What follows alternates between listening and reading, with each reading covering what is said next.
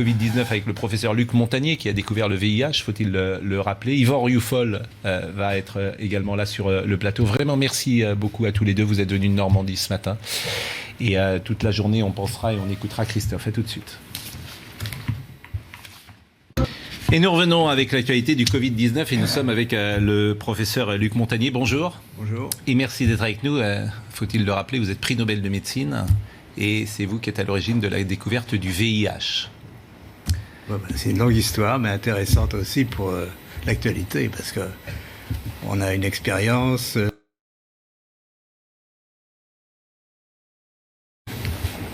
de choses qui se sont passées, qui ont été très difficiles à contrôler là-bas à ce moment-là, et ce qui a permis de trouver la vérité, c'est comme aujourd'hui.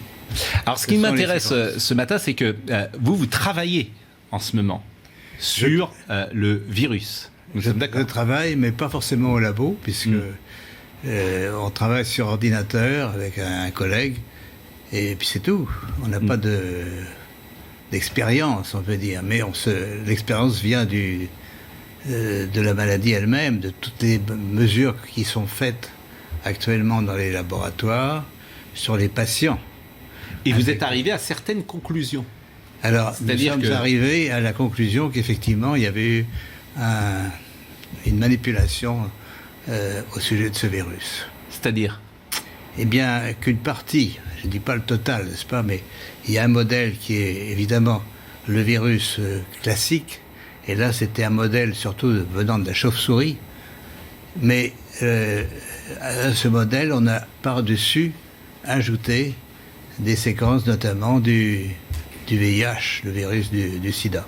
Mais quand vous dites on a ajouté, qui a ajouté ? Moi je ne sais pas. Mais c'est pas naturel, c'est ce que vous voulez dire ? Non, ce n'est pas naturel, c'était un travail de professionnel, un travail de biologiste moléculaire.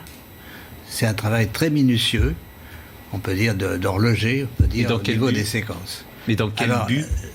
Dans quel but, ça n'est pas clair. Moi j'expose, si vous voulez, mon travail, c'est d'exposer les faits, c'est tout. Je n'accuse personne, je ne sais pas qui a fait ça et pourquoi. La possibilité, c'est peut-être que ils ont voulu faire, on ne sait pas, on a voulu faire un vaccin contre le sida. Donc on a pris des petites séquences du virus et on les a installées dans la séquence plus grande du coronavirus. Alors, je suis pas sûr de comprendre tout ce que vous dites. C'est-à-dire que dans ce virus, il y a une part de VIH ? Voilà, c'est ça. Le matériel génétique du virus est un long ruban d'ARN, n'est-ce pas ? Comme de l'ADN, mais c'est de l'ARN. Et dans ce long ruban, à une certaine place, on a fixé des séquences petites de VIH. Et ces séquences petites ne sont pas petites pour ne rien vouloir dire. Elles ont la possibilité de modifier, par exemple, ce qu'on appelle des sites antigéniques. C'est-à-dire, si on veut faire un vaccin, on peut très bien modifier la protéine qui est exposée pour le vaccin par une petite séquence venant d'un autre virus. Mais vous êtes certain de ça ? Parce qu'on a dit que le bruit a couru, que c'était d'une origine humaine, finalement. Et ça a été ensuite réfuté par la plupart des autorités scientifiques, quand même. Il y a quand même une volonté d'étouffement, si vous voulez. Les travaux, nous ne sommes pas les premiers. Un groupe de chercheurs indiens, très, très renommés, avait publié la même chose.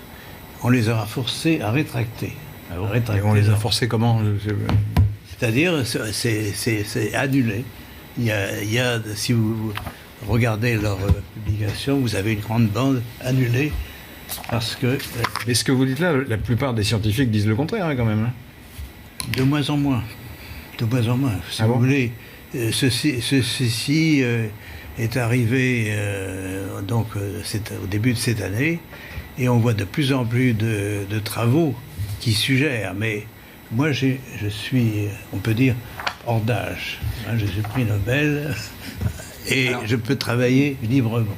J'ai donc aucune pression sur moi qui peut agir. Ce que vous dites, je fais le lien avec ce qu'a dit le président Emmanuel Macron, qui évidemment a un devoir de réserve infiniment plus important que vous, par définition. Et qu'a-t-il déclaré au Financial Times ? Il a dit « Il y a manifestement des choses qui se sont passées qu'on ne sait pas ». Bon, ça c'est le premier lien que je fais. Le deuxième lien que je fais, c'est avec Mike Pompeo, le chef de la diplomatie américaine, qui a dit « Nous menons une enquête exhaustive sur tout ce que nous pouvons apprendre sur la façon dont ce virus s'est propagé, a contaminé le monde et a provoqué une telle tragédie. » Et les États-Unis ne semblent pas exclure que le coronavirus provienne d'un laboratoire chinois à Wuhan et évoque une enquête pour faire la lumière sur son origine. Tout ça date des dernières heures. C'est le chef de la diplomatie américaine, Mike Pompeo, qui était interrogé mercredi soir sur Fox News, sur un article du Washington Post qui affirmait que l'ambassade des États-Unis à Pékin avait alerté le département d'État américain il y a 2 ans sur les mesures de sécurité insuffisantes dans un laboratoire de Wuhan qui étudiait les coronavirus chez les chauves-souris. Monsieur Pompeo a été questionné également sur les informations de Fox News selon lesquelles plusieurs sources pensent désormais que le Covid-19 actuel signalé pour la première fois justement à Wuhan en décembre émane de ce même laboratoire, même s'il s'agirait bien d'un virus naturel, pas d'un agent pathogène créé par les Chinois, et que sa fuite ne serait pas volontaire mais due au mauvais protocole de sécurité. Voilà ce qui s'est dit. Mais bien sûr que il faut se méfier. Mais oui, mais j'entends bien. Et après, on vous interrogera sur la manière dont vous travaillez aujourd'hui pour arriver à ces conclusions-là. Bien sûr. Yvan Rioufol. Ce que vous annoncez est énorme. C'est une bombe nucléaire, si je puis dire. Mais je voudrais, pour bien être sûr d'avoir compris, cette trace de VIH ne peut pas résulter d'un croisement naturel, ou d'un croisement, en tout cas, entre espèces animales et humaines. Ça ne peut être que la main de quelqu'un d'autre, la main d'un homme. Absolument. Il y a dans cette affaire une concentration, si vous voulez. Vous avez un long ruban, il y a 30 000 bases, si vous voulez, 30 000 signes qui portent le matériel génétique, et tout est concentré dans les 30 000, dans 1000 bases, même moins de 1000 bases. Donc, qui a attaché des petits morceaux, il y a une partie de ce génome donc, qui est faite en fait du VIH. Mais est-ce que par exemple, il y a une majorité de séquences du VIH. Est-ce qu'on le voit ? Oui. Ça se voit comment ? Par la séquence. On a un matériel très simple. C'est un système informatique qui permet de repérer une séquence que vous cherchez. Non, mais si je dis, par exemple, pour que les choses soient claires, si je dis du VIH dans le Covid, est-ce que c'est exact ce que je dis là ? C'est exact, mais ça ne veut pas dire qu'il y a assez de VIH pour faire une grande protéine de VIH. Il y a assez de matériel pour modifier ce qu'on appelle un site antigénique, c'est-à-dire modifier un peu la protéine du coronavirus pour la faire reconnaître par le système immunitaire comme VIH. Mais les conséquences sur le VIH, qui est une maladie extrêmement grave, et avec les conséquences que l'on sait, les conséquences pour ceux... Et alors là, moi, je fais très attention forcément à ce que je dis, parce que je pense à ceux qui ont eu le Covid-19. Et vous pouvez évaluer aujourd'hui les conséquences. Il serait intéressant de regarder, de voir s'il y a des anticorps produits chez ces patients contre le VIH, contre une protéine du VIH. Ça serait intéressant à faire. Et est-ce que, à votre connaissance, est-ce que vous savez si le professeur Raoult, qui est donc un des spécialistes mondiaux de cette affaire-là, a eu également ce traçage en vue, a diagnostiqué, si je puis dire, cette trace de VIH, et est-ce qu'il y a des médicaments qui peuvent y remédier ? Non, mais il y a eu des médicaments antiviraux, antirétroviraux contre le VIH qui ont eu un certain effet, mais enfin pas aussi bien que l'hydroxychloroquine. Donc ça a été abandonné maintenant. Et permettez une autre question. Tous les soupçons se tournent en effet vers la Chine, et le président de la République a repris cette thèse disant en tout cas que la Chine avait menti sur la gravité de l'épidémie, en tout cas au début, dès le mois de janvier. Mais est-ce que vous ciblez également la Chine et un laboratoire chinois dans le fait que cette sorte de terrorisme se serait produit ? Parce que en fait là, on est dans un autre monde, on est dans le monde du terrorisme bactériologique. Pas terroriste, parce que ce serait pour créer un vaccin. C'est accidentel, c'est pas du terrorisme. Oui, voilà. Là, non, attendez, est-ce que ce serait accidentel ? Non, j'ai compris que c'était volontaire et non pas accidentel. Oui, mais vous avez créé un vaccin. Non, mais vous avez dit vous-même que c'était une volonté que d'avoir à associer deux. Oui, mais pas à des fins pas pour tuer les gens, si on peut dire. D'accord. Ça serait, j'ai bien compris, c'était pour créer un vaccin probablement, c'est pour faire contre le VIH. Pour faire, si vous voulez, seuls les gens qui ont fait ça pourront dire un jour la vérité, totalement. Mais alors, pardonnez-moi, mais ce que vous dites là, pardonnez-moi, mais ça a été attesté par d'autres médecins, chercheurs, scientifiques, laboratoires, etc. Il y a plusieurs groupes qui ont fait la même chose, mais l'ont fait disons, un peu en catimini, enfin sans trop faire de bruit. Mais il y a plusieurs groupes, oui, ça circule, si vous voulez. Mais pardonnez-moi, parce que je pose toujours des questions. On fabrique ça en laboratoire. On veut fabriquer un vaccin contre le VIH. Bon. Comment après ce vaccin, il sort ? Quoi, ce virus, il sort ? Comment il sort du laboratoire ? Il est produit par le laboratoire. À ce moment-là, c'est ce qu'on appelle un recombinant. Ce virus est produit par le laboratoire chinois qui l'a trouvé, ou bien d'autres laboratoires. Oui, mais ils prennent des gens pour le tester. Comment il sort ? Bien sûr, alors si on parle là c'est un autre sujet, c'est un vaccin contre le coronavirus. Non mais je veux savoir comment il sort du laboratoire. Comment de la fabrication d'un vaccin contre le VIH, on arrive à une pandémie mondiale. C'est ce lien-là que je ne saisis pas. Parce qu'ils ont fait une construction donc qui est un virus corona, un ARN de virus corona, et dans une petite partie de ce ruban, vous avez les séquences VIH, de telle façon qu'elles soient exposées, bien sûr, au système immunitaire. Donc la prédiction, c'est qu'effectivement, il y a des anticorps contre le VIH chez des patients infectés par le coronavirus. Ceci, on ne peut pas le démontrer. Oui, mais vous ne me dites pas comment il sort. C'est parce qu'on prend des patients et on va tenter de tester ce vaccin qu'on est en train d'élaborer et qu'après, il se diffuse comme ça. C'est ça que je ne saisis pas. Là, ça va prendre beaucoup de...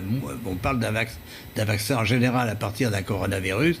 Ça va prendre beaucoup de temps, effectivement. Il faut montrer d'abord des expériences chez les animaux, chez les souris. Oui, mais j'ai l'impression que et ensuite, j'ai l'impression que je me fais mal comprendre, en fait. Fabrication du vaccin dans le laboratoire. Fabrication. Nous sommes d'accord. Vous nous dites, effectivement, on cherche... le vaccin... vaccin VIH, c'est comme ça. Le vaccin doit être atténué. C'est-à-dire, on peut soit traiter les mais j'entends bien, mais comment ça sort du laboratoire ? Pourquoi les gens sont-ils infectés après ? Parce qu'on le teste. Et je répète, enfin, c'est ce qui se dit un peu partout, c'est qu'il y a eu une fuite. La construction virale s'est échappée du laboratoire de Wuhan. Mais une fuite, ça veut dire quoi ? Comment elle peut s'échapper ? C'est ça, une fuite. C'est quoi une fuite ? Elle peut s'échapper volontairement ou involontairement ? Involontairement. Non, involontairement, mais comment ? Par quelqu'un qui a sans doute quelqu'un qui manipule ce virus sans prendre trop de précautions. Non, je pose des questions puisque je suis tout à fait béotien dans ce domaine. Donc bon. C'est une supposition. D'accord. Et la manière dont vous travaillez aujourd'hui, vous semblez avoir des certitudes. Donc où vous travaillez aujourd'hui ? Oui, on travaille sur les séquences. C'est pas ce qui est fondamental, c'est les séquences. Et je peux revenir un petit peu en arrière puisque l'histoire du sida se répète à ce moment. Enfin, de l'origine du virus du sida se répète un peu aujourd'hui. Alors à l'époque, il y avait plusieurs laboratoires qui travaillaient sur le virus, dont le mien, à l'Institut Pasteur. Il y avait un laboratoire américain dirigé par le professeur Gallo, n'est-ce pas ? Et il s'est démontré par les séquences que le virus que j'avais envoyé au docteur Gallo a été rebaptisé par un autre nom, mais c'était le même virus. Pourquoi le même virus ? Parce que les séquences étaient identiques. Et il faut bien voir que les virus, c'est des agents qui varient tout le temps, n'est-ce pas ? Et surtout les virus avec de l'ARN, il y a toujours des mutations. Je vais y revenir parce que c'est très important pour l'explication de l'épidémie aujourd'hui. Mais donc, à l'époque, on a eu la démonstration, l'Institut Pasteur a démontré que la séquence qui était celle du virus isolé à l'Institut Pasteur et celle du virus américain était la même, absolument la même. Caractère par caractère. Donc là, on a déjà, si vous voulez, la biologie moléculaire, par les séquences, peut dire si un virus est identique à un autre ou non. D'accord ? Et donc, si vous avez une séquence étrangère dans le coronavirus, aujourd'hui, eh bien, vous la détectez facilement par ce qu'on appelle la bioinformatique, n'est-ce pas? Et pourquoi on ne le fait pas, ça? Et pourquoi ça n'a pas été fait pourquoi à ça n'a pas Marseille? été fait? C'est ça que je sais pas. Parce que c'est de la biologie moléculaire. Alors, nous sommes un petit groupe qui travaille là-dessus depuis longtemps, mais on n'est pas les seuls. Je répète, les Indiens ont trouvé la même chose et l'ont publié, et on leur demandait de rétracter ensuite.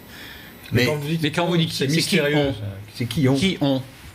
Qui demande à rétracter qui a demandé aux Indiens de se c'est rétracter? l'éditeur de la revue. C'est l'éditeur de la revue. D'accord. Mais Oui, l'éditeur peut-être de la qu'ils revue... considéraient que c'était Non, mais pas- pourquoi En fait, ce que vous nous dites paraît simple, c'est-à-dire que, comme il y a plusieurs séquences, si j'ai bien compris, il y a plusieurs séquences dans ce virus, par définition, ces séquences ont artificiellement été mises en place dans ce virus, on est toujours d'accord, et que ça se voit pour n'importe quel virologue va le voir immédiatement. Alors, Bon, si ça vous paraît voulez- simple. Donc pourquoi personne ne dit, attention, ce virus, il n'est pas naturel, il y a quelque chose qui a été fabriqué, il y a quelque chose d'artificiel là-dedans, et pourquoi personne ne le dit? Alors, il y a une réponse a été mauvaise dit là-dessus, c'est que ces séquences sont courtes. Et certains disent, elles sont trop courtes, c'est le hasard, etc., etc. Ah, donc il y a une polémique sur la question. Il y a alors. une polémique sur la question. D'accord. Mais on répond tout de suite, parce que ces longueurs sont quand même des longueurs qui portent une information génétique. Contrairement à ce qui est dit, que c'est le hasard, c'est pas vrai. Et qu'est-ce qu'on appelle précisément une séquence pour un virus? Alors, une séquence, c'est la séquence des nucléotides, n'est-ce pas? Il y a 4 nucléotides différents. Ça, je suis pas beaucoup avancé. Un peu perdu là. Je suis pas beaucoup. Vous savez qu'on est tous- Je suis pas on est beaucoup tous codés, avancé. On est tous codés. Oui, non, mais si je comprends Oui. bien, il y a Alors ça. une discussion sur l'analyse de cette séquence, parce qu'il y a des gens Mais qui là, disent j'ai répondu à c'est ça. le hasard. C'est ça? J'ai répondu, c'est pas le hasard. Le hasard. Vous dites c'est pas le hasard, mais bon. Non, mais vous dites le contraire, mais il y a ce d'autres que qui vous disent êtes que c'est en le fait, hasard. ce que vous êtes en train de dire sur d'autres plateaux, effectivement, je reprends l'expression d'Yvan, c'est une bombe. Pourquoi? Parce que vous n'êtes pas n'importe qui. Vous êtes prix Nobel de médecine et vous êtes celui qui a découvert le VIH. Donc votre voix, elle porte. Forcément, et il va avoir des conséquences de ce que nous sommes en train de dire là. Le professeur Delfrécy, par exemple, mes responsabilités, j'ai pensé qu'il fallait effectivement que j'en parle une fois qu'on a été sûr. Si vous voulez, on a. Et vous êtes sûr Et depuis professeur- combien de temps? Pourquoi n'en parlez-vous pas au professeur Delfrécy? Pourquoi n'en parlez-vous pas au professeur Raoult? Pourquoi ne vous Ah, mais je suis prêt à en parler. Mais pourquoi ne l'avez-vous pas fait dès à présent? C'est ça que je n'arrive pas non plus à comprendre. Si, c'est-à-dire qu'il y a un processus qui prend du temps. On a envoyé bien sûr des publications. Il y a déjà une publication. D'accord. Dans une revue indienne. Parce que, je répète, il y a une pression Cette énorme. publication indienne, elle date de quand? Elle date de quelques semaines. Quelques semaines. Oui. Et vous dites qu'il y a une pression énorme? Il y a une pression énorme pour que tout ce qui est elle vient sur d'où, l'origine cette du pression virus, c'est le blackout, n'est-ce Mais pas? pourquoi il y a C'est des pressions? la Chine, c'est la Chine posez la qui question. impose ce blackout? C'est la Chine, c'est le gouvernement chinois actuellement qui veut maintenant poser sa signature, si vous voulez, sur tout ce qui est produit en Chine sur l'origine du virus. Mais il ne peut pas contrôler le monde entier, bien sûr. Donc nous sommes en dehors de la Chine. D'ailleurs, on pense que la Chine est aussi une victime dans cette affaire, par la fuite, par l'échappement du monstre qu'ils ont créé. Donc, si vous voulez, mon rôle n'est pas d'évaluer Mais les la Chine a responsabilités. identifié ce qu'elle a créé. La Chine sait en fait ce qu'elle a créé. La Chine, sa version officielle, le virus vient du marché aux poissons de Wuhan. Ce qui ne serait pas vrai, donc. Voilà. Donc ce qui ne serait pas vrai. Ben non, Ouais. c'est pas.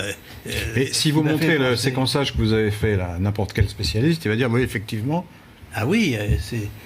Ça, vous êtes sûr de ça? Ah oui, c'est pour ça. Mais il peut y avoir une pression de l'OMS, par exemple?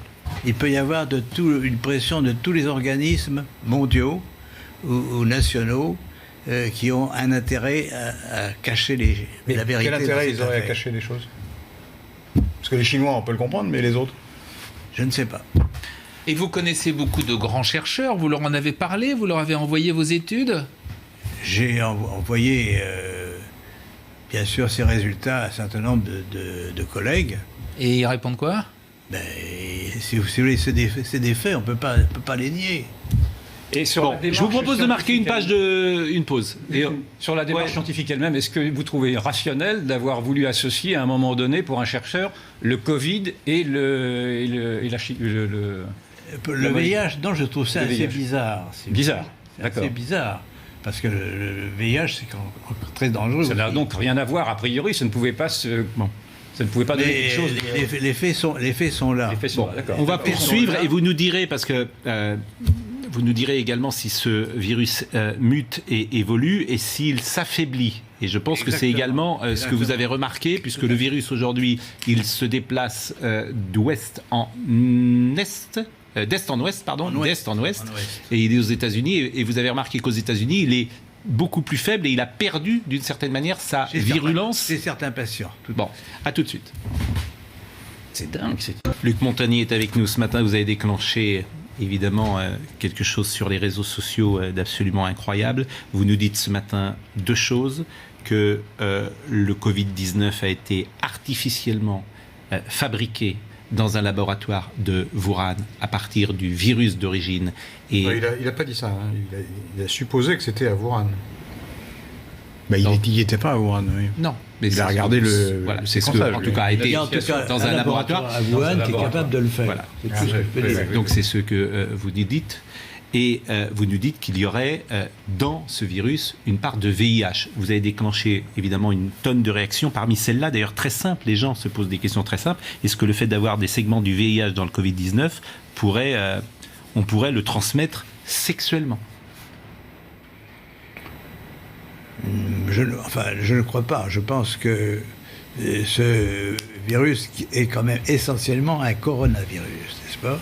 Donc il se transmet par la voie respiratoire. Donc ça reste un virus respiratoire, même s'il a été fabriqué tel que vous l'avez dit tout à l'heure. Oui, parce que, je répète, les séquences de VIH sont très petites, minoritaires, par l'ensemble des gènes, dans l'ensemble des gènes du coronavirus. Et elles n'ont pas les mêmes conséquences que le VIH lui-même. Ça, a priori, c'est ce que vous disiez aussi. Oui. Bon. Mais peut-être avec une réserve, c'est que si on travaille sur la protéine de surface d'un virus, on peut modifier son tropisme, c'est-à-dire il va attaquer d'autres types de cellules qu'au départ. Alors l'omerta, est-ce qu'elle s'expliquerait l'omerta Oui, je vous en prie. Il faudrait peut-être, avant d'élaborer sur cette information, connaître la réaction des milieux scientifiques les plus officiels. Ils vont venir, ça va venir, j'imagine.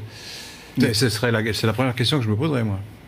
Mais par définition, à l'heure à laquelle nous parlons, ces milieux sont en train peut-être de découvrir ce que vous dites. Nous avons parce que s'ils l'ont caché, c'est intéressant. Nous avons les faits, et je répète, il y a une publication indienne au départ, mais qui a été supprimée par la pression de l'éditeur. Alors, je vais vous poser une question. D'abord, pardonnez-moi de vous poser des questions parfois qui peuvent être jugées un peu brutales, bien évidemment. Mais vous savez, tout ça, on s'était posé aussi d'abord. Bon, et il y a aussi une part de questions de béotien, mais quand vous dites qu'il y a une sorte d'omerta, est-ce que l'omerta des pays, finalement, c'est parce que tout le monde fait la même chose ? C'est-à-dire que tout le monde ferait dans son coin, parfois, sans le dire, des fabrications de vaccins de cette manière-là, où on prendrait un virus et puis on injecterait une autre séquence de virus, et que finalement, tous les laboratoires du monde font la même chose, et c'est pour ça les gens ne disent rien aujourd'hui. Est-ce que c'est possible, ça ? Je ne sais pas si tous les laboratoires font ça, mais enfin, tout est possible. En biologie moléculaire actuellement, on peut faire toute construction nouvelle de virus que l'on veut. Non, mais a priori, ce genre de pratique est parfaitement interdite. On peut pas. Alors, à l'Institut Pasteur, par exemple, on peut pas faire ce qu'on veut. Absolument, absolument. Il y a des règles très précises. Mais est-ce que tout le monde suit ces règles dans le monde entier ? C'est peu probable. Si vous me permettez, je vous en prie. Une observation, simplement, c'est que, à l'évidence, et en France et ailleurs, nous n'avons pas voulu rechercher les causes de ce qui nous arrive. C'est-à-dire que quand Donald Trump, par exemple, a dit que ce virus était chinois, il a été accablé en disant qu'il ne pouvait pas dire que ce virus était chinois parce qu'on n'en savait rien. Quand il y a eu ces rumeurs de dire que ce virus aurait pu sortir d'un laboratoire, parce que ces rumeurs-là, elles courent depuis maintenant 2 mois, tout le monde a crié aux fake news, et maintenant on n'ose même pas évaluer l'hypothèse de ce que pourrait être une guerre bactériologique. Vous m'avez dit que ce n'était pas envisageable. Je veux bien vous entendre. Mais malgré tout, avec ces 2 dénis respectifs, de dire que ce n'était pas la Chine, puis que ce n'était pas un laboratoire, et maintenant d'entendre dire que ce ne serait en tout cas pas une guerre bactériologique, on peut aussi... Enfin, moi, je peux douter. Je vous entends bien en disant que ce n'était pas le but recherché, que c'était un vaccin au bout du compte. Mais est-ce que l'on ne peut pas quand même réserver cette hypothèse également d'une guerre guerre bactériologique qui aurait pu, qui existe dans les scénarios, et qui aurait pu être établie également à Wuhan ou ailleurs. Enfin, mais je lis là par exemple qu'un laboratoire américain dit on a analysé les choses, ça a une origine naturelle. Donc il ne dit pas la même chose que vous. C'est un laboratoire qui a l'air assez sérieux. On joue sur les mots, parce que vous mettez un objet naturel dans un autre objet naturel. Ouais. Le VIH, c'est un objet naturel aussi. Ouais. Ouais. Oui, enfin, jusqu'à présent, un certain nombre d'autorités reconnues ont dit que c'était d'origine naturelle. Je veux dire, le monde va devenir... Je veux dire, moi, je partage pas tout à fait l'analyse d'Yvan, mais je reprends des éléments. Le complotisme existe, on le voit bien. Souvent, moi, je me bats, entre guillemets, contre le complotisme en disant laissons cela de côté. Mais si ce que vous dites est juste, le monde va devenir complètement parano et va ne plus croire évidemment en rien.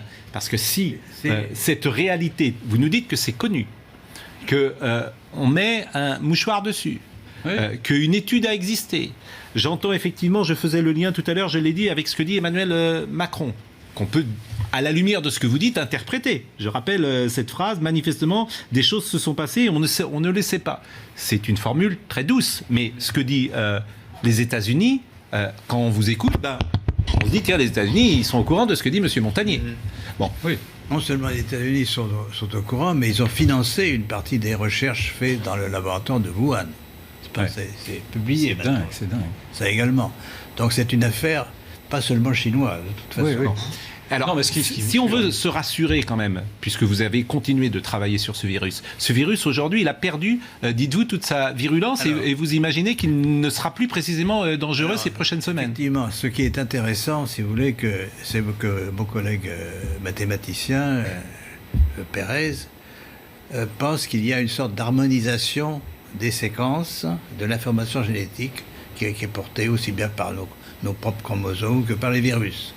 Donc, la nature n'accepte pas n'importe quoi. C'est-à-dire, on peut faire n'importe quoi à la nature, mais si vous faites une construction artificielle, elle a peu de chances de survivre. C'est-à-dire que la nature aime les choses harmonieuses, et ce qui n'est étranger, par exemple, un autre virus venant d'un autre virus, n'est pas bien toléré. Donc, ce qui se passe au fur et à mesure qu'il y a l'épidémie qui se développe, notamment aux États-Unis, où c'est le plus grand nombre de cas, il y a une évolution par des mutations, n'est-ce pas ?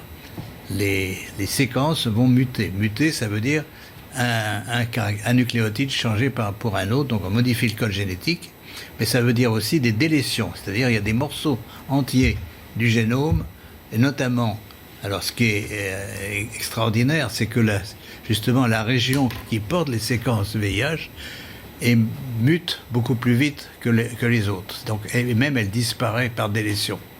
Donc on a des patients dont on a isolé le virus et fait la séquence du virus dans la partie ouest des États-Unis, à Seattle, et cette séquence est presque démolie et ne marche plus. Donc le VIH est parti. On peut penser que si le pouvoir pathogène nouveau, si vous voulez, du corona est lié à l'introduction de ces séquences, que ça va disparaître. C'est une lueur d'espoir. Je voulais juste réagir. Et à échéance de quoi Il n'y a pas eu de déni. La preuve, ce qu'il y a, c'est que pour l'instant, les rumeurs qui étaient malheureusement, qui rencontraient la crédibilité, enfin, beaucoup de gens y croyaient, de quelque chose qui aurait été fabriqué, jusque-là, il n'y avait pas de preuve. Là, ce que dit Luc Montagnier, c'est intéressant. Moi, je suis incapable de dire si c'est effectivement la bonne hypothèse. Mais en tout cas, il y a une hypothèse. Mais avant, on n'était pas dans le déni, puisqu'il n'y avait pas de choses précises. On était dans le déni de dire que ça venait de la Chine. On était dans le déni de dire que c'était un virus chinois. Rappelez-vous des polémiques. Chacun sait que l'épidémie est née en Chine. De là, le traité, après, à parler de virus chinois, c'est autre chose. Bah oui, le virus chinois, on parle comme ça. Mais que ça vienne de la Chine, personne n'a jamais contesté que ça venait de la Chine. La maladie est née en Chine. Il y a eu un manque de curiosité. Qu'est-ce que Monsieur Montagnier, Monsieur Montagnier, la parole de elle nous intéresse. Qu'est-ce qu'il faut faire aujourd'hui ? Qu'est-ce qu'il faut faire ? Eh bien, justement, faire l'analyse des séquences. Et vous les avez faites, vous dites ? Mais oui, mais ça change tout le temps, puisque tous les jours, il y a de nouveaux patients infectés. Donc, on doit suivre, si vous voulez, l'évolution génétique du virus par des prélèvements, donc des isolements de virus de patients, faire le séquençage de ces virus. Et si ma prédiction est exacte, on va trouver de plus en plus de virus mutants, inactivés, et bien sûr, ça doit être lié, si mon hypothèse est exacte, à la perte des pouvoirs pathogènes de ce virus. Donc, les conséquences graves de l'infection vont disparaître. Donc vous parlez là d'hypothèse d'ailleurs, comme tous les scientifiques.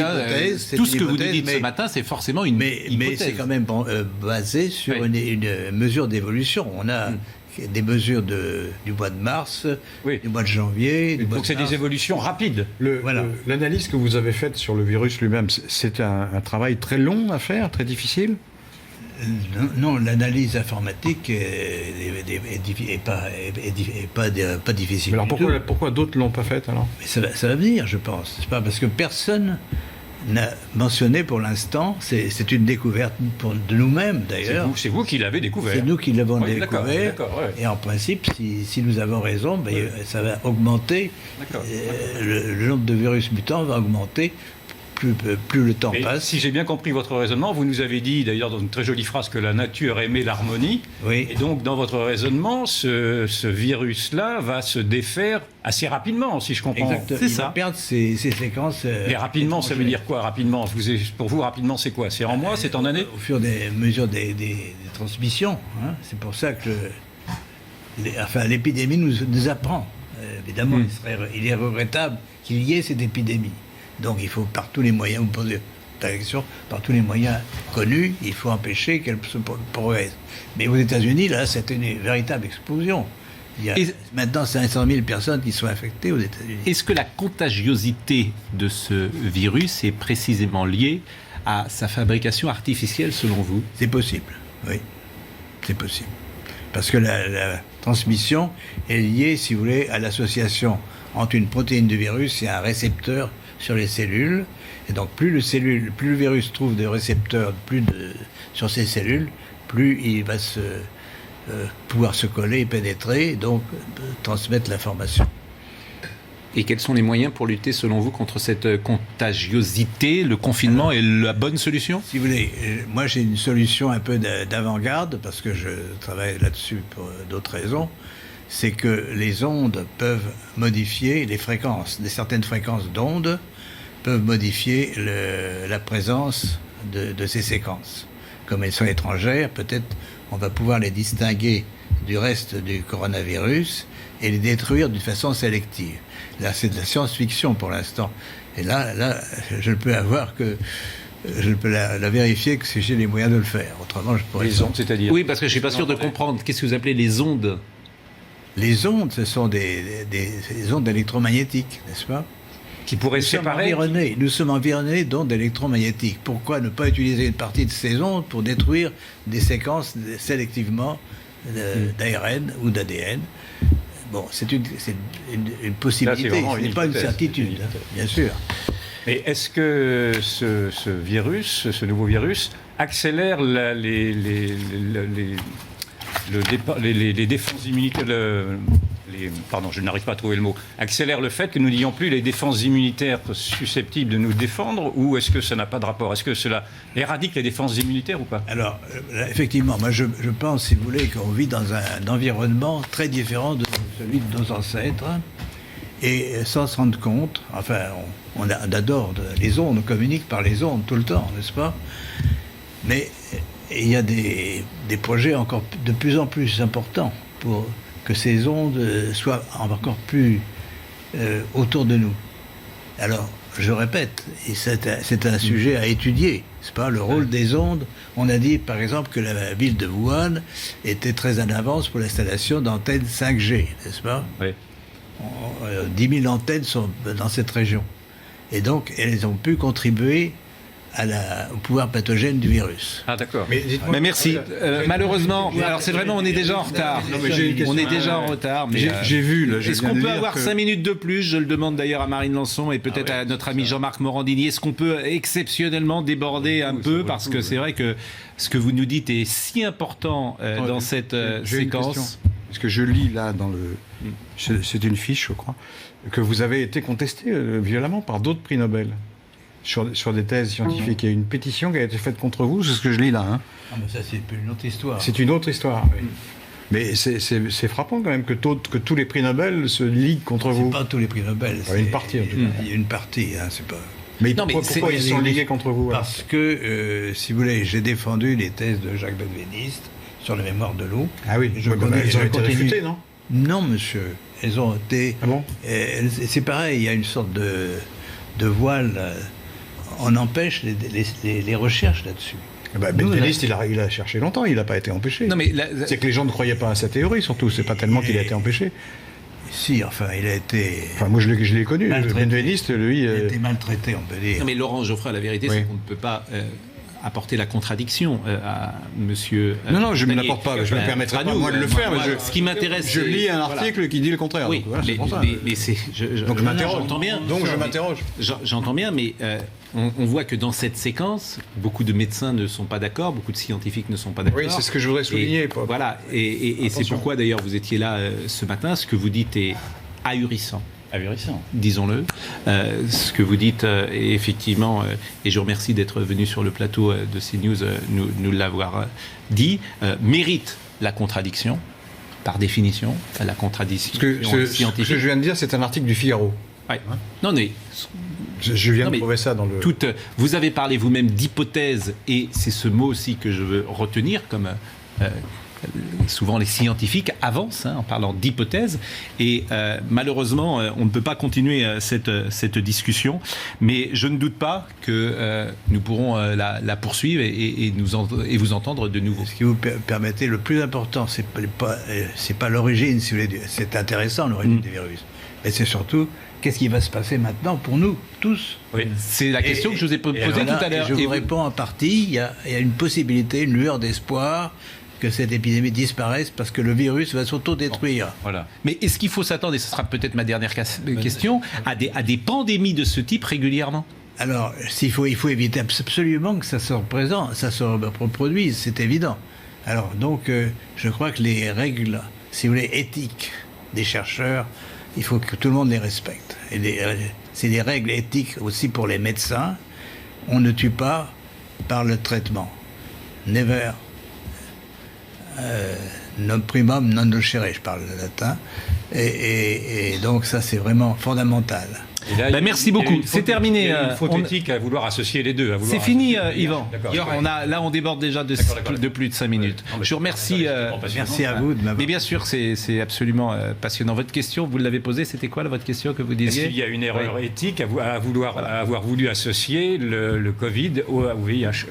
Je crois.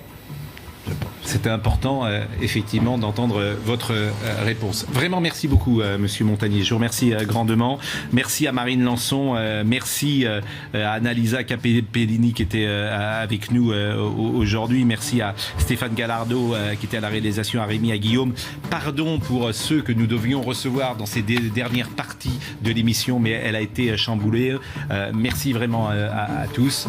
Rendez-vous lundi. Merci, Monsieur Montagnier. Et que Jean-Marc Morandini me pardonne pour ces quelques minutes de débord.